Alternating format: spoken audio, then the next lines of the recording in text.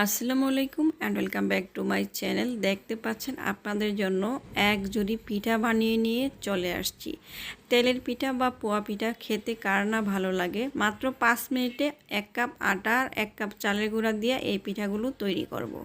প্রথমে এখানে দেখতে পাচ্ছেন ছোট একটি বাটি দিয়ে বা কাপ দিয়ে বলতে পারেন মেপে 1 কাপ পরিমাণ আটা নিয়েছি, আর তার সাথে দিব আমি এখানে 1 কাপ চালের গুঁড়া।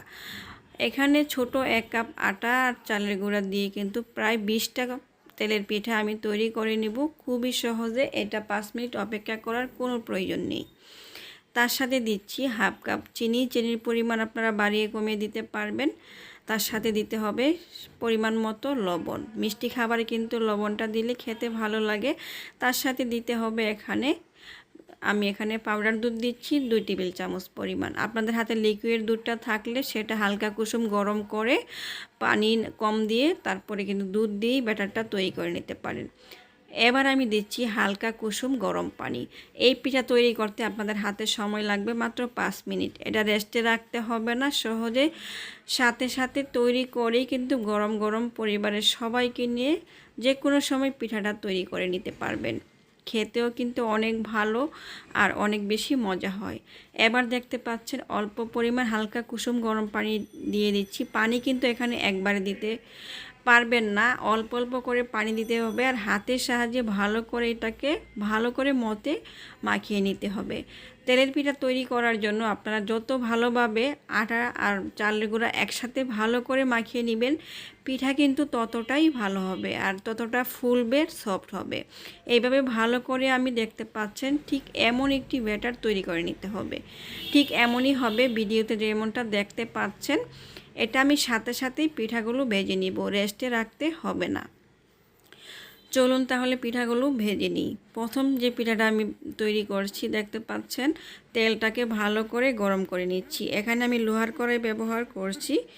আর লোহার কড়াই কিন্তু তেলে ভাজতে ভাজতে অনেকটা কালো হয়ে যায়, সেই জন্য কিন্তু কড়াইটা এমন কালো। আর এই পিঠা তৈরি করতে আপনারা চেষ্টা করবেন লোহার কড়াই নিতে, তবে যে কোনো কড়াইতে তৈরি করতে পারবেন।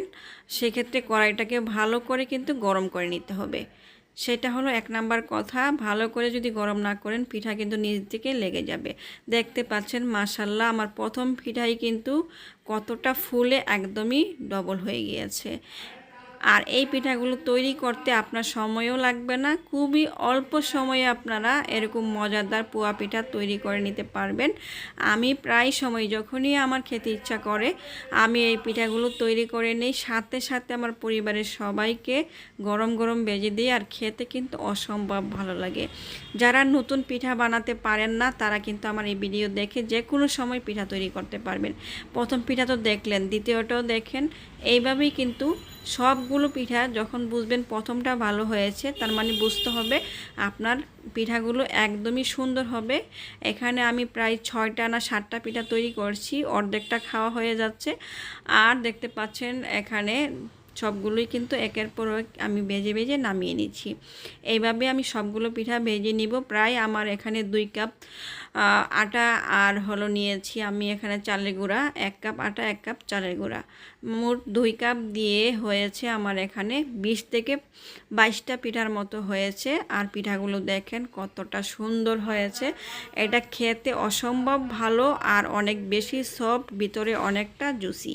আপনারা সহজেই তৈরি করতে পারবেন। আজকের মতো বিদায় নিচ্ছি, আল্লাহ হাফেজ।